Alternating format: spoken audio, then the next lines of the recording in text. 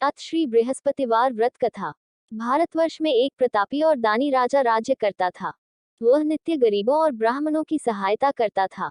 ये बात उसकी रानी को अच्छी नहीं लगती थी। वह नहीं गरीबों को दान देती, नहीं भगवान का पूजन करती थी और राजा को भी दान देने से मना किया करती थी। एक दिन राजा शिकार खेलने वन को गए हुए थे, तो रानी महल में अकेली थी। उसी समय बृहस्पति देव साधु वेश में राजा के महल में भिक्षा के लिए गए और भिक्षा मांगी। रानी ने भिक्षा देने से इनकार किया और कहा, हे साधु महाराज, मैं तो दान पुण्य से तंग आ गई हूँ। मेरा पति सारा धन लुटाते रहते हैं। मेरी इच्छा है कि हमारा धन नष्ट हो जाए, फिर न रहेगा बांस न बजेगी बांसुरी। साधु ने कहा, देवी तुम तो बड़ी विचित्र हो। धन संतान तो सभी चाहते हैं, पुत्र और लक्ष्मी तो पापी के घर भी होने चाहिए। यदि तुम्हारे पास अधिक धन है तो भूखों को भोजन दो, प्यासों के लिए प्याऊ बनवाओ, मुसाफिरों के लिए धर्मशालाएं खुलवाओ। जो निर्धन अपनी कुंवारी कन्याओं का विवाह नहीं कर सकते उनका विवाह करा दो। ऐसे और कई काम हैं जिनके करने से तुम्हारा यश लोक परलोक में फैलेगा। परंतु रानी पर उपदेश का कोई प्रभाव न पड़ा। वह बोली, महाराज आप मुझे कुछ न समझाएं। मैं ऐसा धन नहीं चाहती जो हर जगह बांटती फिरूं। साधु ने उत्तर दिया, यदि तुम्हारी ऐसी इच्छा है तो तथास्तु। तुम ऐसा करना कि बृहस्पतिवार को घर लीपकर पीलीती से अपना सिर धोकर स्नान करना, ती चढ़ाकर कपड़े धोना। ऐसा करने से आपका सारा धन नष्ट हो जाएगा। इतना कहकर वह साधु महाराज वहां से आलोप हो गए। साधु के अनुसार कही बातों को पूरा करते हुए रानी को केवल 3 बृहस्पतिवार ही बीते थे कि उसकी समस्त धन संपत्ति नष्ट हो गई। भोजन के लिए राजा का परिवार तरसने लगा। तब एक दिन राजा ने रानी से बोला कि हे रानी, तुम यहीं रहो, मैं दूसरे देश को जाता हूँ, क्योंकि यहाँ पर सभी लोग मुझे जानते हैं। इसलिए मैं कोई छोटा कार्य नहीं कर सकता। ऐसा कहकर राजा परदेश चला गया। वहां वह जंगल से लकड़ी काट कर लाता और शहर में बेचता। इस तरह वह अपना जीवन व्यतीत करने लगा। इधर राजा के परदेश जाते ही रानी और दासी दुखी रहने लगी। एक बार जब रानी और दासी को 7 दिन तक बिना भोजन के रहना पड़ा, तो रानी ने अपनी दासी से कहा, हे दासी, पास ही के नगर में मेरी बहन रहती है। वह बड़ी धनवान है, तू उसके पास जा और कुछ ले आ, ताकि थोड़ी बहुत गुजर बसर हो जाए। दासी रानी की बहन के पास गई। उस दिन गुरुवार था और रानी की बहन उस समय बृहस्पतिवार व्रत की कथा सुन रही थी। दासी ने रानी की बहन को अपनी रानी का संदेश दिया, लेकिन रानी की बड़ी बहन ने कोई उत्तर नहीं दिया। जब दासी को रानी की बहन से कोई उत्तर नहीं मिला तो वह बहुत दुखी हुई और उसे क्रोध भी आया। दासी ने वापस आकर रानी को सारी बात बता दी। सुनकर रानी ने अपने भाग्य को कोसा। उधर रानी की बहन ने सोचा कि मेरी बहन की दासी आई थी, परंतु मैं उससे नहीं बोली, इससे वह बहुत दुखी हुई होगी। कथा सुनकर और पूजन समाप्त करके वह अपनी बहन के घर आई और कहने लगी, हे बहन, मैं बृहस्पतिवार का व्रत कर रही थी। तुम्हारी दासी मेरे घर आई थी, परंतु जब तक कथा होती है तब तक न तो उठते हैं और न ही बोलते हैं, इसलिए मैं नहीं बोली। कहो दासी क्यों गई थी? रानी बोली, बहन तुमसे क्या छिपाऊं, हमारे घर में खाने तक को अनाज नहीं था। ऐसा कहते कहते रानी की आंखें भर आई। उसने दासी समेत पिछले 7 दिनों से भूखे रहने तक की बात अपनी बहन को विस्तार पूर्वक सुना दी। रानी की बहन बोली, देखो बहन, भगवान बृहस्पति देव सबकी मनोकामना को पूर्ण करते हैं। देखो, शायद तुम्हारे घर में अनाज रखा हो। पहले तो रानी को विश्वास नहीं हुआ, पर बहन के आग्रह करने पर उसने अपनी दासी को अंदर भेजा तो उसे सचमुच अनाज से भरा एक घड़ा मिल गया। ये देखकर दासी को बड़ी हैरानी हुई। दासी रानी से कहने लगी, हे रानी, जब हमको भोजन नहीं मिलता तो हम व्रत ही तो करते हैं, इसलिए क्यों न इनसे व्रत और कथा की विधि पूछ ली जाए, ताकि हम भी व्रत कर सकें। तब रानी ने अपनी बहन से बृहस्पतिवार व्रत के बारे में पूछा। उसकी बहन ने बताया, बृहस्पतिवार के व्रत में चने की दाल और मुनक्का से विष्णु भगवान का केले की जड़ में पूजन करें तथा दीपक जलाएं, व्रत कथा सुने और पीला भोजन ही करें। इससे बृहस्पति देव प्रसन्न होते हैं। व्रत और पूजन विधि बताकर रानी की बहन अपने घर को लौट गई। 7 दिन के बाद जब गुरुवार आया तो रानी और दासी ने व्रत रखा। गुड़साल में जाकर चना और गुड़ लेकर आई, फिर उससे केले की जड़ तथा विष्णु भगवान का पूजन किया। अब पीला भोजन कहाँ से आए, इस बात को लेकर दोनों बहुत दुखी थे। चूंकि उन्होंने व्रत रखा था, इसलिए बृहस्पति देव उनसे प्रसन्न थे। इसलिए वे एक साधारण व्यक्ति का रूप धारण कर 2 थालों में सुंदर पीला भोजन दासी को दे गए। भोजन पाकर दासी प्रसन्न हुई और फिर रानी के साथ मिलकर भोजन ग्रहण किया। उसके बाद वे सभी गुरुवार को व्रत और पूजन करने लगी। बृहस्पति भगवान की कृपा से उनके पास फिर से धन संपत्ति आ गई, परंतु रानी फिर से पहले की तरह आलस्य करने लगी। तब दासी बोली, देखो रानी, तुम पहले भी इस प्रकार आलस्य करती थी, तुम्हें धन रखने में कष्ट होता था, इस कारण सभी धन नष्ट हो गया, और अब जब भगवान बृहस्पति की कृपा से धन मिला है तो तुम्हें फिर से आलस्य होता है। रानी को समझाते हुए दासी कहती है कि बड़ी मुसीबतों के बाद हमने ये धन पाया है, इसलिए हमें दान पुण्य करना चाहिए, भूखे मनुष्यों को भोजन कराना चाहिए और धन को शुभ कार्यों में खर्च करना चाहिए, जिससे तुम्हारे कुल का यश बढ़ेगा, स्वर्ग की प्राप्ति होगी और पितृ प्रसन्न होंगे। दासी की बात मानकर रानी अपना धन शुभ कार्यों में खर्च करने लगी, जिससे पूरे नगर में उसका यश फैलने लगा। बृहस्पतिवार व्रत कथा के बाद श्रद्धा के साथ आरती की जानी चाहिए। इसके बाद प्रसाद बांटकर उसे ग्रहण करना चाहिए। एक दिन राजा दुखी होकर जंगल में एक पेड़ के नीचे आसन जमाकर बैठ गया। वह अपनी दशा को याद करके व्याकुल होने लगा। बृहस्पतिवार का दिन था। एकाएक उसने देखा कि निर्जन वन में एक साधु प्रकट हुए। वह साधु वेश में स्वयं बृहस्पति देवता थे। लकड़हारे के सामने आकर बोले, हे लकड़हारे, इस सुनसान जंगल में तू चिंता मग्न क्यों बैठा है? लकड़हारे ने दोनों हाथ जोड़कर प्रणाम किया और उत्तर दिया, महात्मा जी, आप सब कुछ जानते हैं, मैं क्या कहूँ? ये कहकर रोने लगा और साधु को अपनी आत्मकथा सुनाई। महात्मा जी ने कहा, तुम्हारी स्त्री ने बृहस्पति के दिन बृहस्पति भगवान का निरादर किया है, जिसके कारण रुष्ट होकर उन्होंने तुम्हारी ये दशा कर दी। अब तुम चिंता को दूर करके मेरे कहने पर चलो तो तुम्हारे सब कष्ट दूर हो जाएंगे और भगवान पहले से भी अधिक संपत्ति देंगे। तुम बृहस्पति के दिन कथा किया करो। 2 पैसे के चने मुनक्का लाकर उसका प्रसाद बनाओ और शुद्ध जल से लोटे में शक्कर मिलाकर अमृत तैयार करो। कथा के पश्चात अपने सारे परिवार और सुनने वाले प्रेमियों में अमृत व प्रसाद बांटकर आप भी ग्रहण करो। ऐसा करने से भगवान तुम्हारी सब मनोकामनाएं पूरी करेंगे। साधु के ऐसे वचन सुनकर लकड़हारा बोला, हे प्रभु, मुझे लकड़ी बेचकर इतना पैसा नहीं मिलता जिससे भोजन के उपरांत कुछ बचा सकूं।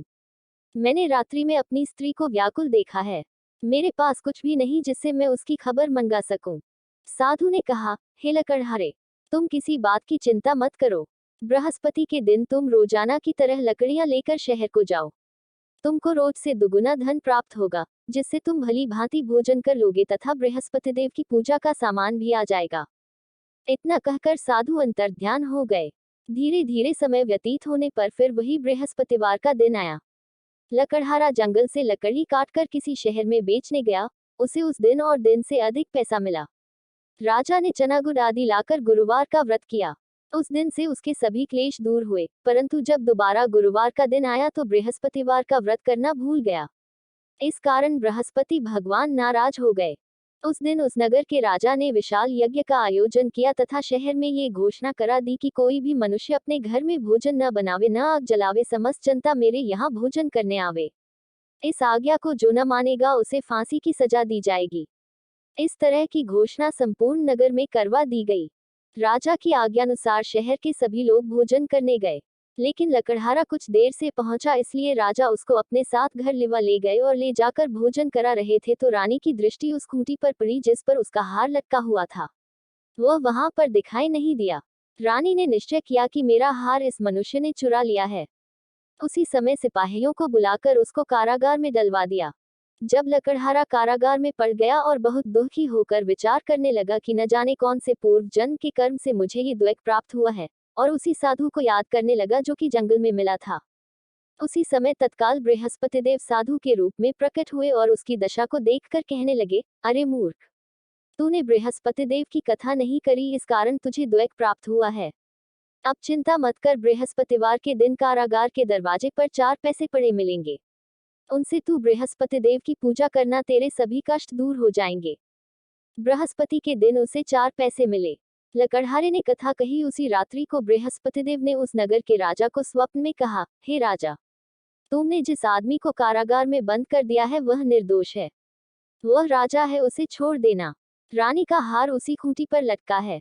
अगर तू ऐसा नहीं करेगा तो मैं तेरे राज्य को नष्ट कर दूंगा। इस तरह रात्रि के स्वप्न को देखकर राजा प्रातःकाल उठा और खूंटी पर हार देखकर लकड़हारे को बुलाकर क्षमा मांगी तथा लकड़हारे को योग्य सुंदर वस्त्र आभूषण देकर विदा कर दिया। बृहस्पति देव की आज्ञानुसार लकड़हारा अपने नगर को चल दिया। राजा जब अपने नगर के निकट पहुंचा तो उसे बड़ा आश्चर्य हुआ। नगर में पहले से अधिक बाग, तालाब, कुएं तथा बहुत सी धर्मशाला, मंदिर आदि बन गई हैं। राजा ने पूछा, ये किसका बाग और धर्मशाला है? तब नगर के सब लोग कहने लगे, ये सब रानी और बांदी के हैं। तो राजा को आश्चर्य हुआ और गुस्सा भी आया। जब रानी ने ये खबर सुनी कि राजा आ रहे हैं, तो उन्होंने बांदी से कहा कि हे दासी, देख राजा हमको कितनी बुरी हालत में छोड़ गए थे। हमारी ऐसी हालत देखकर वह लौट न जाएं, इसलिए तू दरवाजे पर खड़ी हो जा। आज्ञानुसार दासी दरवाजे पर खड़ी हो गई। राजा आए तो उन्हें अपने साथ लिवा लाए। तब राजा ने क्रोध करके अपनी रानी से पूछा कि यह धन तुम्हें कैसे प्राप्त हुआ है? तब उन्होंने कहा, हमें ये सब धन बृहस्पति देव के इस व्रत के प्रभाव से प्राप्त हुआ है। राजा ने निश्चय किया कि 7 रोज बाद तो सभी बृहस्पति देव का पूजन करते हैं, परंतु मैं प्रतिदिन दिन में 3 बार कहानी तथा रोज व्रत किया करूंगा। अब हर समय राजा के दुपट्टे में चने की दाल बंधी रहती तथा दिन में 3 बार कहानी कहता।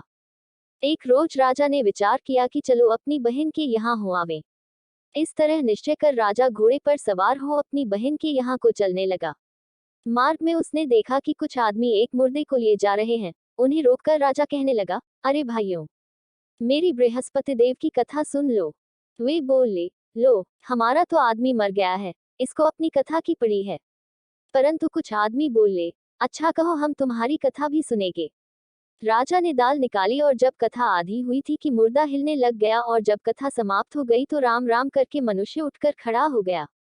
आगे मार्ग में उसे एक किसान खेत में हल चलाता मिला। राजा ने उसे देख और उससे बोले, अरे भैया, तुम मेरी बृहस्पतिवार की कथा सुन लो। किसान बोला, जब तक मैं तेरी कथा सुनूंगा तब तक 4 हरया जोत लूंगा। जा अपनी कथा किसी और को सुनाना। इस तरह राजा आगे चलने लगा। राजा के हत्ते ही बैल पछाड़ खाकर गिर गए तथा किसान के पेट में बड़ी जोर का दर्द होने लगा। उस समय उसकी माँ रोटी लेकर आई। उसने जब ये देखा तो अपने पुत्र से सब हाल पूछा और बेटे ने सभी हाल कह दिया। तो बुढ़िया दौड़ी दौड़ी उस घुड़सवार के पास गई और उससे बोली कि मैं तेरी कथा सुनूंगी, तू अपनी कथा मेरे खेत पर चलकर ही कहना। राजा ने बुढ़िया के खेत पर जाकर कथा कही, जिसके सुनते ही वह बैल उठ खड़ हुई तथा किसान के पेट का दर्द भी बंद हो गया। राजा अपनी बहन के घर पहुंचा। बहन ने भाई की खूब मेहमानी की। दूसरे रोज प्रातःकाल राजा जगा तो वह देखने लगा कि सब लोग भोजन कर रहे हैं। राजा ने अपनी बहन से कहा, ऐसा कोई मनुष्य है जिसने भोजन नहीं किया हो? मेरी बृहस्पतिवार की कथा सुन ले। बहन बोली, हे भैया, ये देश ऐसा ही है कि पहले यहाँ लोग भोजन करते हैं, बाद में अन्य काम करते हैं। अगर कोई पड़ोस में हो तो देख आऊं। वह ऐसा कहकर देखने चली गई, परंतु उसे कोई ऐसा व्यक्ति नहीं मिला जिसने भोजन न किया हो। अतः वह एक कुम्हार के घर गई जिसका लड़का बीमार था। उसे मालूम हुआ कि उनके यहाँ 3 रोज से किसी ने भोजन नहीं किया है। रानी ने अपने भाई की कथा सुनने के लिए कुम्हार से कहा, वह तैयार हो गया। राजा ने जाकर बृहस्पतिवार की कथा कही, जिसको सुनकर उसका लड़का ठीक हो गया। अब तो राजा की प्रशंसा होने लगी। एक रोज राजा ने अपनी बहन से कहा कि हे बहन, हम अपने घर को जाएंगे, तुम भी तैयार हो जाओ। राजा की बहन ने अपनी सास से कहा। सास ने कहा, हाँ चली जा, परंतु अपने लड़कों को मत ले जाना, क्योंकि तेरे भाई की कोई औलाद नहीं है। बहन ने अपने भैया से कहा, हे भैया, मैं तो चलूंगी पर कोई बालक नहीं जाएगा। राजा बोला, जब कोई बालक नहीं चलेगा तब तुम ही क्या करोगी? बड़े दुखी मन से राजा अपने नगर को लौट आया। राजा ने अपनी रानी से कहा, हम निर्वंशी हैं, हमारा मुंह देखने का धर्म नहीं है और कुछ भोजन आदि नहीं किया। रानी बोली, हे प्रभु, बृहस्पति देव ने हमें सब कुछ दिया है, वह हमें औलाद अवश्य देंगे। उसी रात को बृहस्पति देव ने राजा से स्वप्न में कहा, हे राजा उठ, सभी सोच त्याग दे, तेरी रानी गर्भ से है। राजा की यह बात सुनकर बड़ी खुशी हुई। 9वें महीने में उसके गर्भ से एक सुंदर पुत्र पैदा हुआ। तब राजा बोला, हे रानी, स्त्री बिना भोजन के रह सकती है, पर बिना कहे नहीं रह सकती। जब मेरी बहन आवे तुम उससे कुछ कहना मत। रानी ने सुनकर हाँ कर दिया। जब राजा की बहन ने ये शुभ समाचार सुना तो वह बहुत खुश हुई तथा बधाई लेकर अपने भाई के यहाँ आई। तभी रानी ने कहा, घोड़ा चढ़कर तो नहीं आई, गधा चढ़ी आई। राजा की बहन बोली, भाभी, मैं इस प्रकार न कहती तो तुम्हें औलाद कैसे मिलती? बृहस्पति देव ऐसे ही हैं, जैसी जिसके मन में कामनाएं हैं, सभी को पूर्ण करते हैं। जो सद्भावना पूर्वक बृहस्पतिवार का व्रत करता है एवं कथा पता है अथवा सुनता है, दूसरों को सुनाता है, बृहस्पति देव उसकी सभी मनोकामना पूर्ण करते हैं। भगवान बृहस्पति देव उसकी सदैव रक्षा करते हैं। संसार में जो मनुष्य सद्भावना से भगवान जी का पूजन व्रत सच्चे हृदय से करते हैं तो उनकी सभी मनोकामनाएं पूर्ण करते हैं। जैसी सच्ची भावना से रानी और राजा ने उनकी कथा का गुणगान किया तो उनकी सभी इच्छाएं बृहस्पतिदेव जी ने पूर्ण की थी। इसलिए पूर्ण कथा सुनने के बाद प्रसाद लेकर जाना चाहिए। हृदय से उसका मनन करते हुए जयकारा बोलना चाहिए। बोलो बृहस्पतिदेव की जय। भगवान विष्णु की जय। हिंदू धर्म में बृहस्पति देव को सभी देवताओं का गुरु माना जाता है। गुरुवार के व्रत में बृहस्पति देव की आरती करने का विधान माना जाता है। अतः श्री बृहस्पति देव की आरती निम्नलिखित है। जय बृहस्पति देवा। ओ जय बृहस्पति देवा। छिन छिन भोगू कदली फल मेवा। ओ जय बृहस्पति देवा। जय बृहस्पति देवा। तुम पूर्ण परमात्मा, तुम अंतर्यामी, जगतपिता जगदीश्वर, तुम सबके स्वामी। ओ जय बृहस्पति देवा। जय बृहस्पति देवा। चरणामृत निज निर्मल, सब पातक हरता, सकल मनोरथ दायक, कृपा करो भरता। ओ जय बृहस्पति देवा। जय बृहस्पति देवा। तन मन धन अर्पण कर, जो जन शरण पड़े, प्रभु प्रकट तब होकर, आकर दघार खड़े। ओ जय बृहस्पति देवा। जय बृहस्पति देवा। दीनदयाल दयानिधि, भक्तन हितकारी, पाप दोष सब हरता, भव बंधन हारी। ओ जय बृहस्पति देवा। जय बृहस्पति देवा। सकल मनोरथ दायक, सब संशय हारो, विषय विकारो, संतन सुखकारी। ओ जय बृहस्पति देवा। जय बृहस्पति देवा। जो ये आरती तेरी प्रेम सहित गावे, जेठानंद आनंद कर, सो निश्चय पावे। ओ जय बृहस्पति देवा। जय बृहस्पति देवा। सब बोलो विष्णु भगवान की जय। बोलो बृहस्पतिदेव भगवान की जय।